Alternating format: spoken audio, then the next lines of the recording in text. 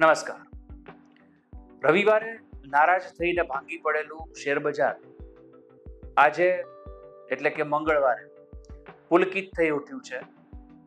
એમ કહીએ કે શેર બજારમાં કિલકિલાટ છે, ખીલી ઉઠ્યું છે. સોના ચાંદીની ચમક પણ જે ઓસરી હતી ગઈકાલે એમાં થોડો ફેરફાર થયો છે અને ઓવરઓલ માર્કેટમાં પોઝિટિવ સેન્ટિમેન્ટ્સ એટલે કે સકારાત્મક સંવેદનો છે, એક સારું વાતાવરણ છે અને આપણે જાણીએ છીએ કે એનું કારણ છે ટ્રમ્પે ટેરિફમાં કરેલો ઘટાડો. રાજકીય દ્રષ્ટિએ આ બાબતને અનેક રીતે જોવાઈ રહી છે. એના ઘણા જ પ્રતિભાવો આવી રહ્યા છે, સંસદની અંદર, સંસદની બહાર, એ બધું એના સ્થાને છે જ. પણ દેશના અર્થતંત્રની વાત કરીએ, વેપાર જગતની વાત કરીએ તો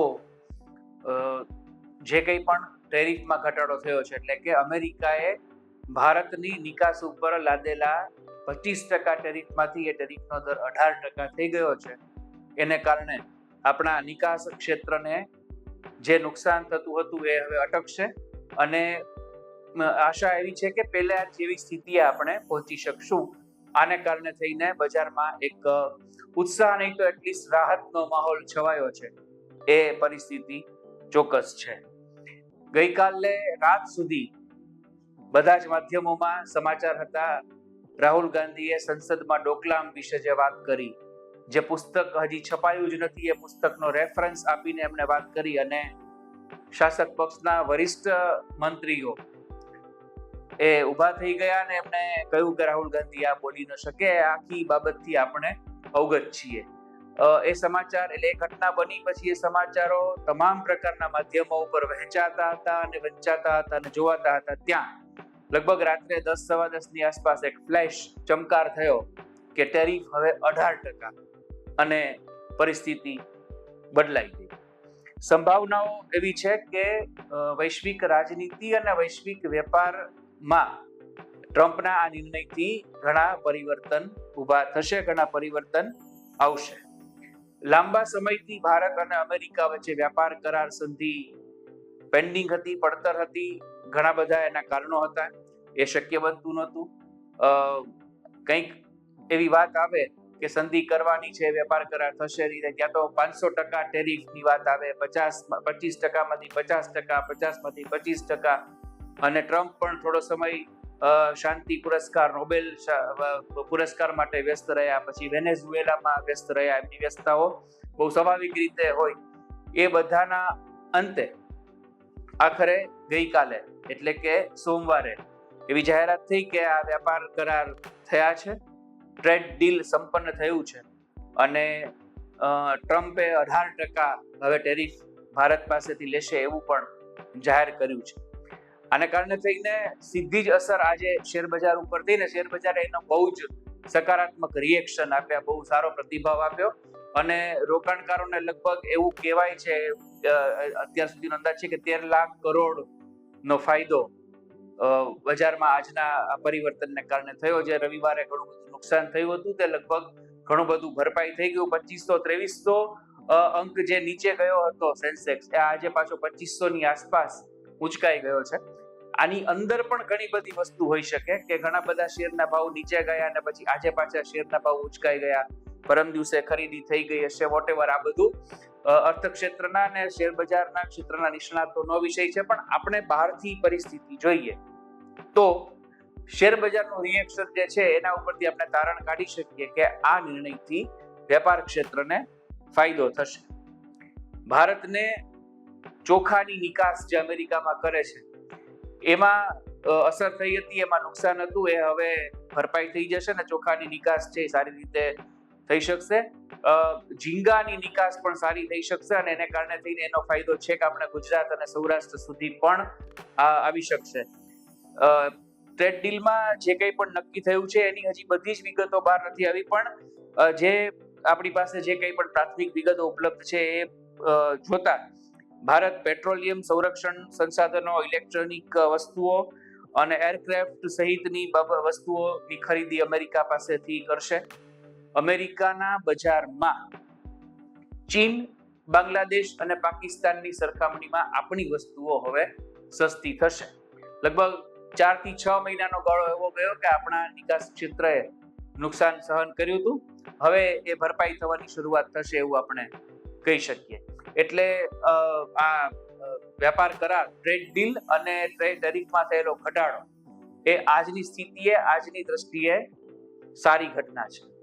અલબત્ત સંસદમાં વિપક્ષે, ખાસ તો રાહુલ ગાંધીએ આ બાબતને પણ વખોડી છે અને તેમની દ્રષ્ટિએ આ જે કંઈ પણ પ્રક્રિયા થઈ છે તે અમેરિકાના દબાવમાં આવીને થઈ છે. તેમણે એવું પણ કહ્યું છે, એવી પ્રતિક્રિયા આપી છે કે આમાં ખેડૂતોને નુકસાન છે, ખેડૂતોનો હક છીનવાઈ ગયો છે, વગેરે વગેરે. આ બધા જ વિપક્ષના દ્રષ્ટિકોણ છે અને એ વિપક્ષના દ્રષ્ટિકોણની સામે આપણે જો જોઈએ તો દેશના અર્થતંત્રને તો ફાયદો થશે. જ્યાં સ્થિતિ હતી ત્યાં આવીને પાછી ઊભી રહેશે એટલું ચોક્કસ છે.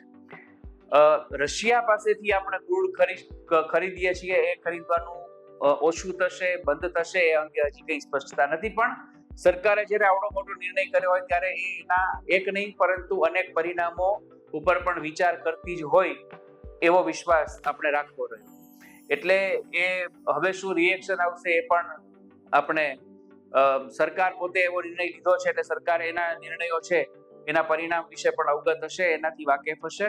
એ આપણે માનીએ અને ચાલીએ.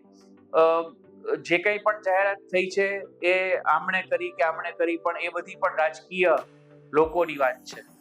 આજની તારીખે એટલું છે કે ટેરિફમાં ઘટાડો થયો છે એને કારણે થઈને ફાયદો થાય કે ન થાય, પણ થઈ રહેલું નુકસાન છે એ અટકશે અને હવે પછીના સમયમાં ફરી અર્થતંત્ર છે એ સ્થિર થાય. કદાચ ડોલરની સરખામણીમાં રૂપિયાની સ્થિતિ છે એ સ્થિર બને, આવી બધી સંભાવનાઓ આપણે જોઈ શકીએ છીએ.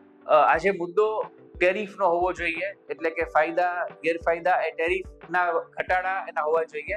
એની બદલે આ દબાવ વગેરેની ચર્ચા થઈ રહી છે. રાજકીય લોકો, રાજકીય પક્ષો કોઈ પણ ઘટનાને પોતપોતાની રીતે મૂલવે અને જોવે અને એનું અર્થઘટન કરે અને પછી એ લોકોની સમક્ષ મૂકે. અને લોકસભા કે રાજ્યસભા એવા ગૃહો છે આપણું લોકતંત્રના, એવી આખી પ્રક્રિયા છે કે એમાં આવી ચર્ચાઓ બધી થાય જ. તેમ છતાં જો ખરેખર કોઈ નિર્ણય દેશ હિત માટે જ હોય તો આવા અંગત કોઈ મંતવ્યોને ધ્યાનમાં રાખ્યા વગર એ બાબતે ચર્ચા થવી જોઈએ, એ બાબતે ચર્ચા કરવી જોઈએ. પણ તેમ છતાં હું ત્રીજી વખત કહીશ કે આખરે રાજકારણ છે એ રાજકારણની રીતે ચાલે અને રાજકીય લોકો છે રાજકીય રીતે એનો પ્રતિભાવ આપે. પણ ભારતને અત્યારે ટેરિફમાં એક ફાયદો થયો છે અને એ ટેરિફ ને કારણે આવતા દિવસોમાં શું થશે એ હવે આપણને આવતા સમયમાં, આગામી સમયમાં ખબર પડશે. આજની તારીખે જે ટેરિફને કારણે થઈને આપણે જે મુશ્કેલીઓ હતી, પડવાની હતી, એ કદાચ રોકાઈ જાય એવું બને. રાહુલ ગાંધી કે વિપક્ષના અન્ય કોઈ વ્યક્તિના નિવેદનને, એના આક્ષેપોને કે પ્રતિભાવને આપણે એના સ્થાને એમને રહેવા દઈએ, આપણે એને સ્પર્શ ન કરીએ, તો એક બાબત આપણે એ કહેવી પડે કે જ્યારથી પણ ટેરિફની પરિસ્થિતિ આવી ત્યારથી દેશ ઉપર આર્થિક સંકટ ઝળકવાની શક્યતાઓ હતી, પણ સરકારે બહુ મોટા સમાધાનો કર્યા હોવાનું આપણી જાણમાં બહાર આવ્યું નથી. એટલા માટે કે જ્યારે ટ્રમ્પે એમ કહ્યું હતું કે હું 500% ટેરિફ લાદીશ, એ પછી પણ આપણે રશિયા પાસેથી ક્રૂડ ખરીદવાનું બંધ કર્યું નહોતું. નવેમ્બર મહિનામાં જીએસટીના માળખામાં વડાપ્રધાને ફેરફાર કર્યા અને એ પછી સ્વદેશી આત્મનિર્ભર ભારતની બધી વાતો છે એ પણ થઈ. આ બધું જ થયું અને ટેરિફની સામે ઝઝૂમવા માટે આપણે પોલિટિકલી અને પબ્લિકલી તૈયાર હતા અને એમાં 18% વાળી રાહતની વાત આવી છે. એનો દેશવાસીઓ તો આવકાર કરે છે. રાજકીય રીતે એની શું અસર હોય, આની અંદર શું વાત હોય, કેવી રીતે આ નિર્ણય લેવાયો હોય અને ઘણા મહિનાથી પડતર જે આખો નિર્ણય હતો એ ત્વરિત કઈ રીતે લેવાઈ ગયો હોય, એ સંશોધકોનો અને રાજકારણીઓનો વિષય છે. રાષ્ટ્રને માટે, રાષ્ટ્રની તિજોરી માટે જો આ બાબત ફાયદાકારક હોય તો આપણે એને આવકારવી જોઈએ. ફૂલછાપના ડિજિટોરિયલમાં આજે આટલું. ફરી નવા વિષય સાથે નવો સંવાદ. ફૂલછાપનો ઓડિયો વિઝ્યુઅલ એડિટોરિયલ, ફૂલછાપ ડિજિટોરિયલ.